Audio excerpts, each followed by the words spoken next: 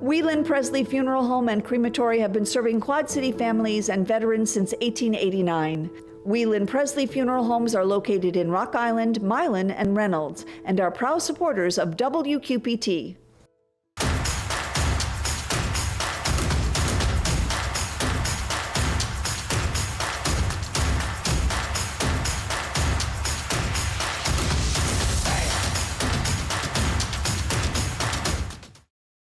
Alternatives is a proud supporter of WQPT and has been serving our community for 40 years. Alternatives provides professional guidance to maintain independence and quality of life for older adults and adults with disabilities. What do you do when you hit 40 years? Well, if you're a public television station, you look back at what you've accomplished and you plan for the future in the cities.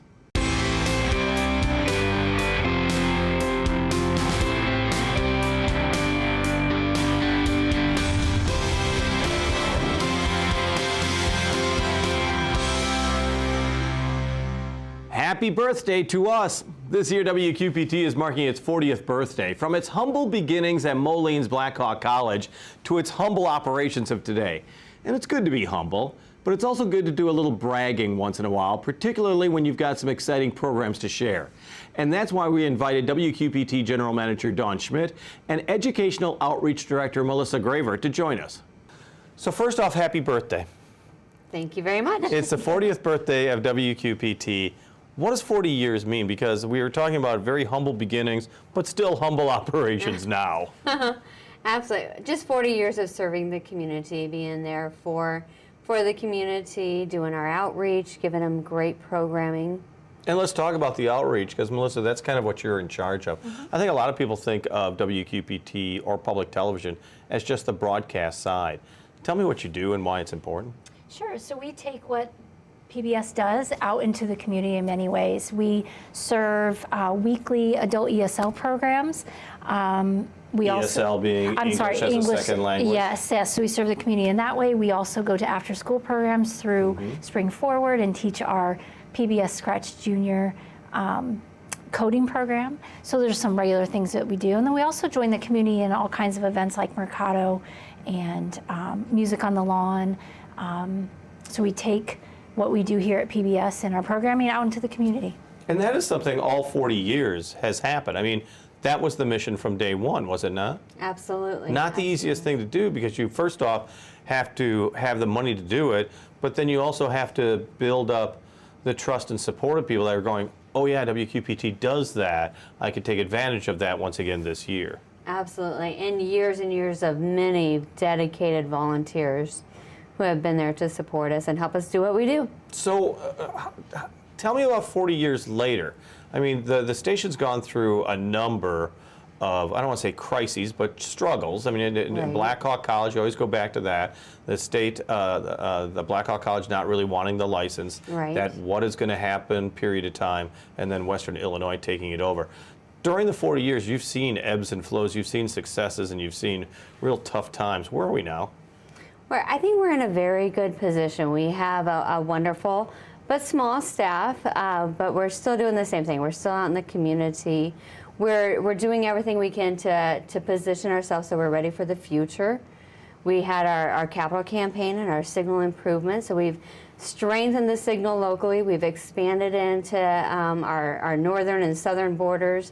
And then we've positioned ourselves for purchase equipment that will prepare us for the future. I think that's one of those things that when people think of broadcasting, I mean, they know that there's a transmitter, they know there's a tower, they know there's lights and microphones as well, but they're just thinking about the programming. I mean, they really like the classics, the masterpiece theater, the cities, obviously, they love and adore. But it really is, when you're talking about the capital project, it really was important to get a stronger product. I mean, people don't really think about the importance of what just occurred. Absolutely. For years, we've had many people here locally who weren't able to get our signal, whether they were in a dip or a valley, or over the last, 30, 40 years, trees have grown. And so our signal just wasn't able to get to them in a strong and consistent way. Yeah. So- Well, and let's be honest, if you don't get a strong signal, you're not going to watch. Right. What have you noticed? I mean, have you heard from the public in some areas that are going, finally, thank you? Absolutely. We've heard from people out in Muscatine, who unfortunately, a couple years ago, 3-4 years ago, they had to drop us because they couldn't get us. And now we've gotten renewals and notes from them saying, thank you, we can get you again. Or Yeah. they've called and they've asked, and we said, rescan, and once they rescan, they're able to find us again. And how has that helped with outreach, too? Because you're not just Moline-based, you're not even Quad City-based. Right. So, for example, during the summer, we visit libraries in Burlington, Iowa. We go to Geneseo, Illinois, Macomb, Illinois, and we meet families that love our programming. And it is kind of children targeted, is it not? It's family focused, but yes, a lot of the promotion is of the PBS Kids programming, Yeah. but then how that can be used throughout the whole family to support learning. We've also got a number of programs almost each month that are either locally produced documentaries or documentaries that come from outside. And then WQPT kind of makes a point of making it a bigger deal, of reaching out more to the public. What's coming in this 40th year that you see is going to be really, really kind of fun? So we're excited to bring back our Ready to Learn Early Childhood Conference. That's happening at the end of April. And then, of course, in the fall, we are excited to bring back Imagination Station, which is a huge family event for our community. So looking forward to those things. Ready to Learn, of course, it's how many years now? I want to say 5, but it's more than that, isn't it? We haven't had it for about 4 Exactly. or 5 It's years, been a but while. it was a long-standing. And so tell me it's back. It is. So It is. and you had a smile on your face. We're very excited. So yeah, tell me what the Ready to Learn conference is, because it really does make an impact on so many educators and children and families. It does, absolutely. We're partnering with StarNet Region 1 and 3, as well as WIU Center for Best Practices in Early Child Care. And we're just, it's an opportunity to bring together child care providers and teachers, bring them together so they can learn from each other and grow with their skills. Where did this come from? I mean, where did this idea come from that WQPT embraced that, and now, perfect with Western Illinois University being a part of it? Absolutely. It's everyone's mission is being furthered. Absolutely. Well, Ready to Learn is, or PBS's mission, Yeah. and WQPT's as well. So tell me a little bit about the keynote speakers, because I was looking that you have an author as well as an exceptional needs consultant. Right. Let's start with the author. Tell me a little bit about what we can expect. So her name is Ruth Spiro, and she writes books for early childhood families. Baby Loves Science, books all about STEM, right? Science, technology, engineering, and math, but applying that to our youngest learners. And so she'll be presenting on her books and then how to use those books in classrooms. And is this also aimed kind of at homeschooling? Absolutely. Yeah, that's what I wanted to kind of get at, is All because forms of early childhood education. and who usually attends the conference? I mean, who's going to get the most out of this? So I would say, when we say early childhood, we usually focus on birth to 5, right? But I would say even early elementary educators are really going to benefit from this as well. But yes, all forms of early childhood education. So home child care providers, child care centers, and then, like I said, elementary school teachers as well. And do you see a good turnout? Yes, yeah. In the past, it's had a very good attendance, and we're hoping for that again this year. And these are people who are really hungry for some of these ideas. I mean, Right. they must walk away with kind of a can-do, oh, I didn't think of this. Yes. Oh, this is a great way to teach. Right. And this year we're excited to offer a full day conference with breakfast and lunch provided as well. Attendees will get those keynote presentations that we talked about, as well as breakout sessions where they can learn about outdoor learning, learning through nature, self-care for teachers.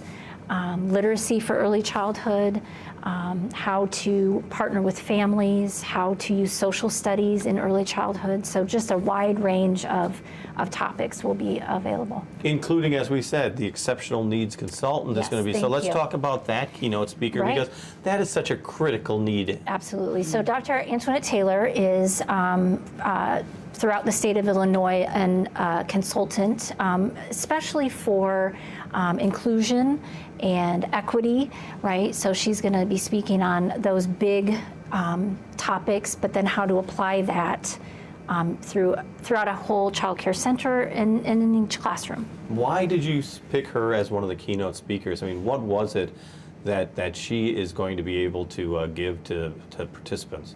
Well, I think her vast experience throughout the state of Illinois, many years of experience.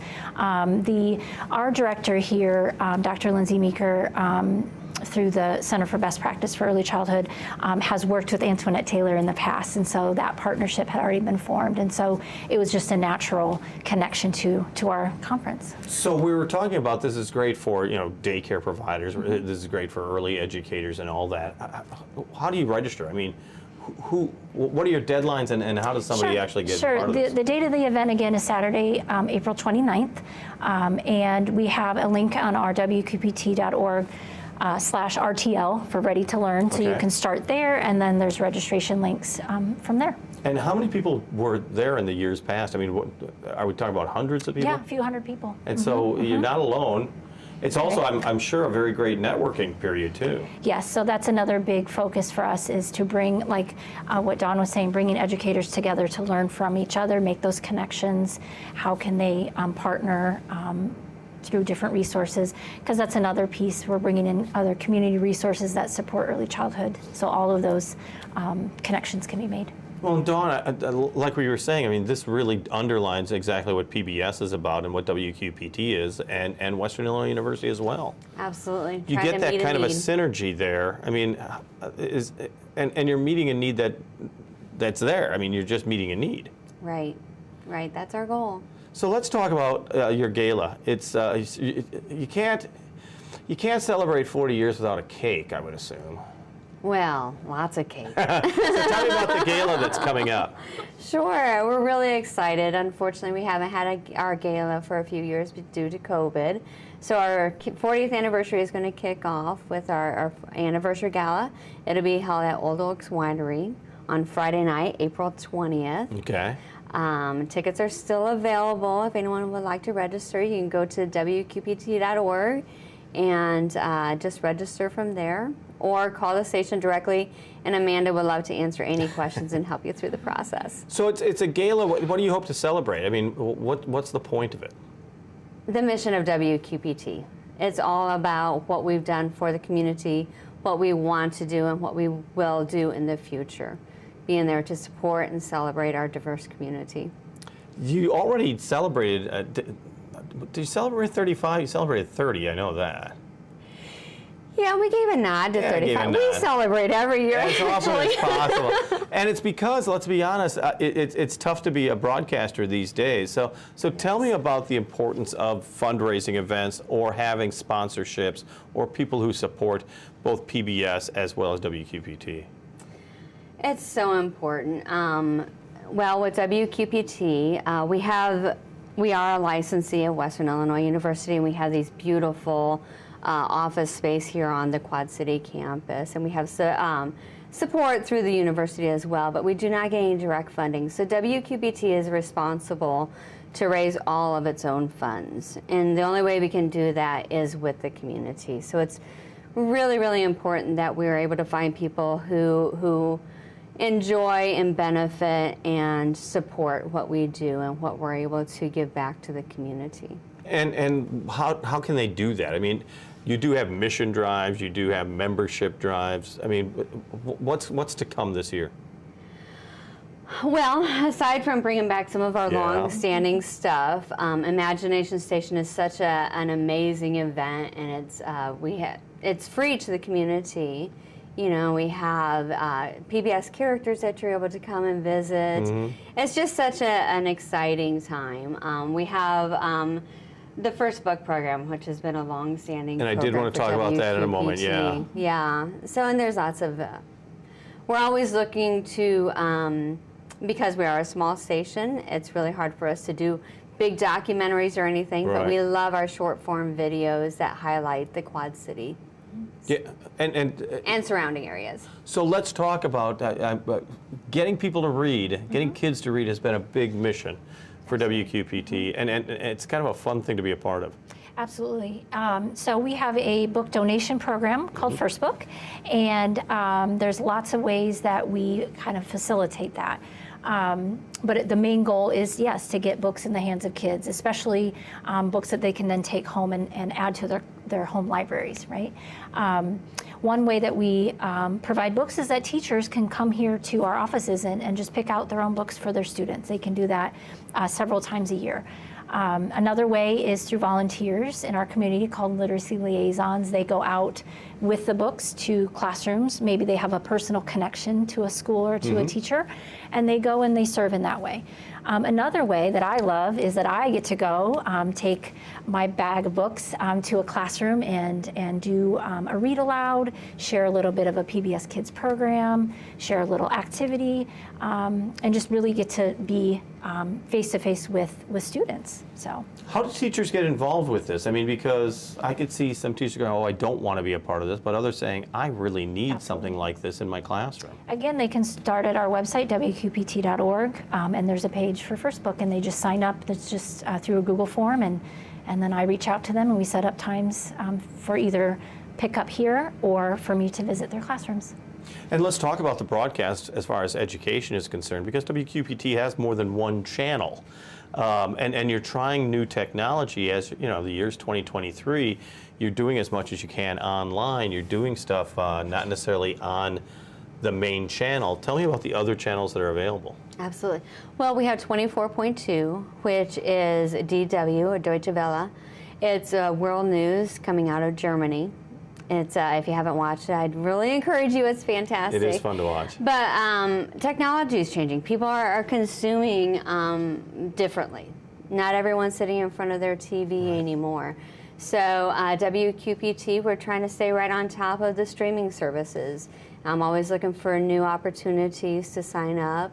That way you can check in with us wherever you are, on your phone, on your iPad, or just streaming through Hulu. It has been, you know, I mean, because that's so much content that has to be generated, and content costs money. So, I mean, even when you're expanding into other areas, there's still, you know, something to it as far as cost is concerned.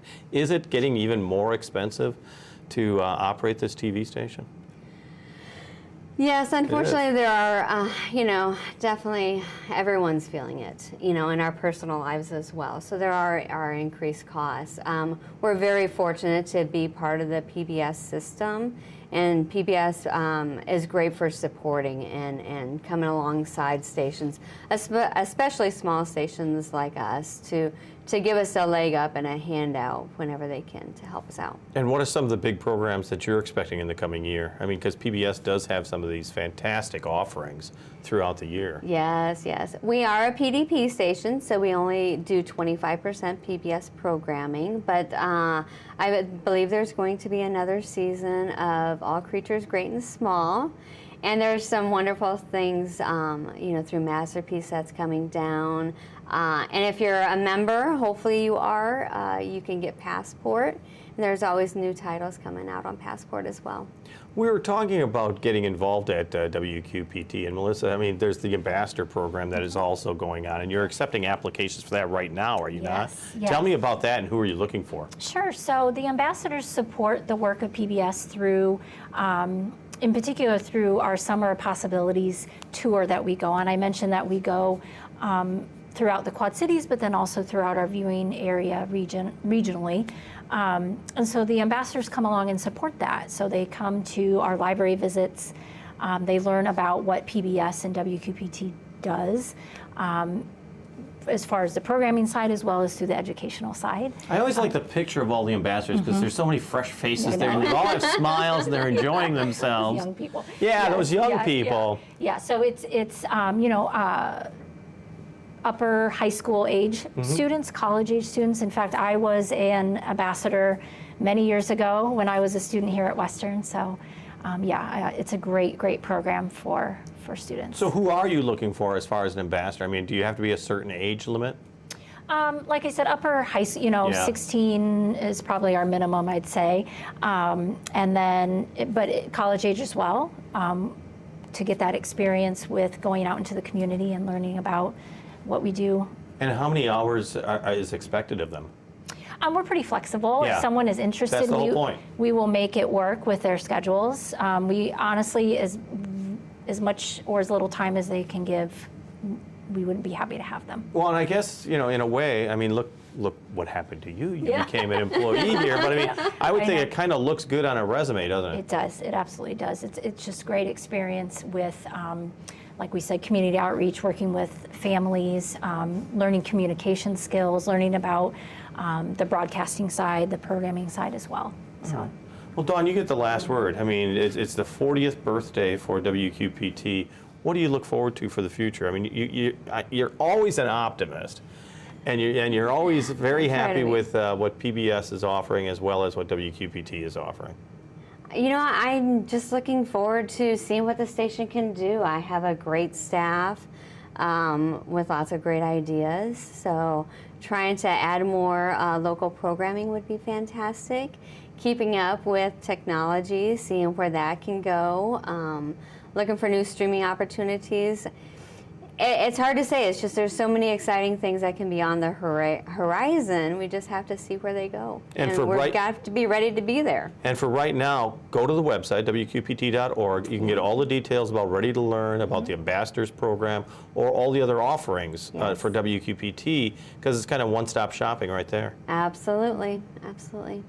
And all of the past episodes of the cities are there as well, so you can nice catch pitch. up on what you've missed. What a wonderful pitch. Thank you very much. WQPT General Manager Dawn Schmidt and Educational Outreach Director Melissa Gravert. Find out more about the outreach programs, Ready to Learn Conference, and our daily programming by clicking on our website. All the details are at WQPT.org. Well, Laura Adams is also a big reason why WQPT has been so successful. Not only is she the producer of this show, she's also the director of WQPT's local content and is the one person who's always ready to let you know of the great events you should consider if you go out and about.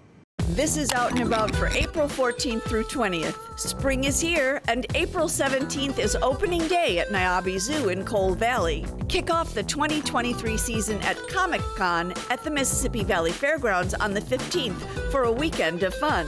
Plus, enjoy free admission at the Figge Art Museum all throughout April.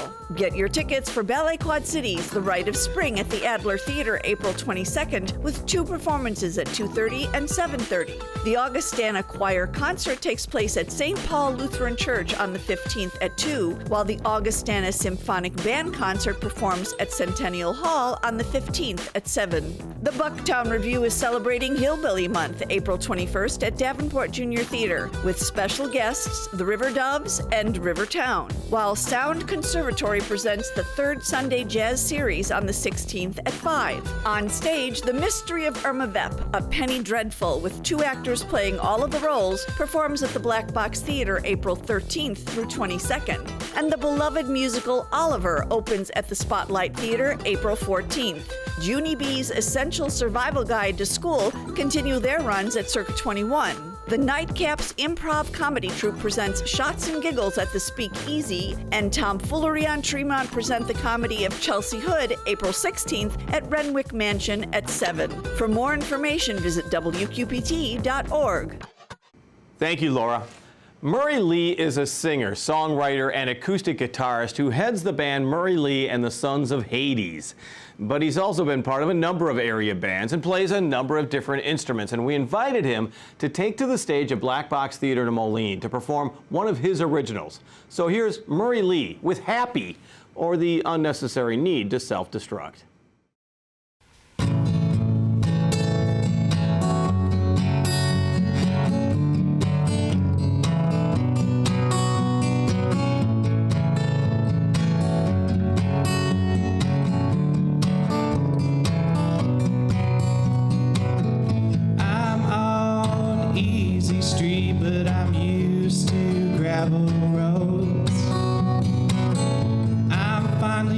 a straightaway. Why am I waiting for this car to explode? They say happiness suits someone. Why does it feel so off on me?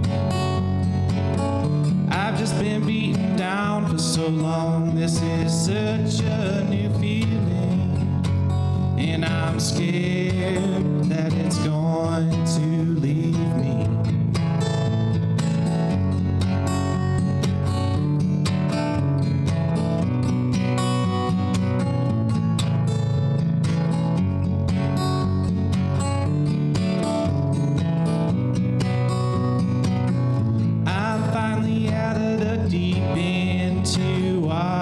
Shallow and pure. So why am I trying to pull up on this lifeboat's anchor? They say happiness will set you free. Why do I feel like I'm drowning? I've just been swimming for so long. These shallow waters worry me, and I'm scared to be carefree.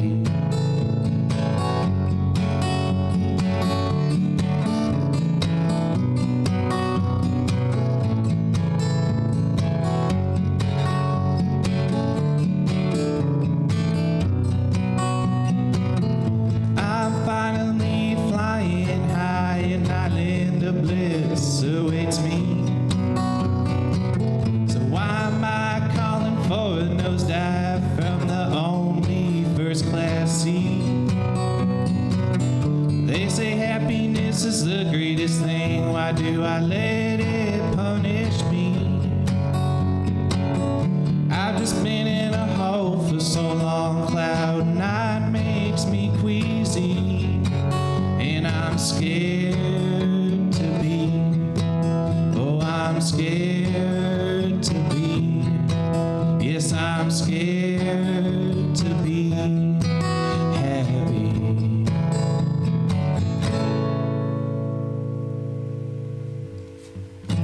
Murray Lee with Happy, or The Unnecessary Need to Self-Destruct, performed at Moline's Black Box Theater.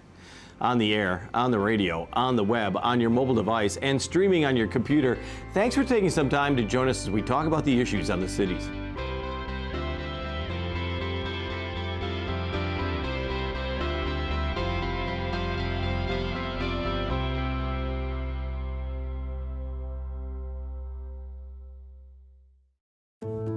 Whelan Presley Funeral Home and Crematory have been serving Quad City families and veterans since 1889. Whelan Presley Funeral Homes are located in Rock Island, Milan, and Reynolds, and are proud supporters of WQPT.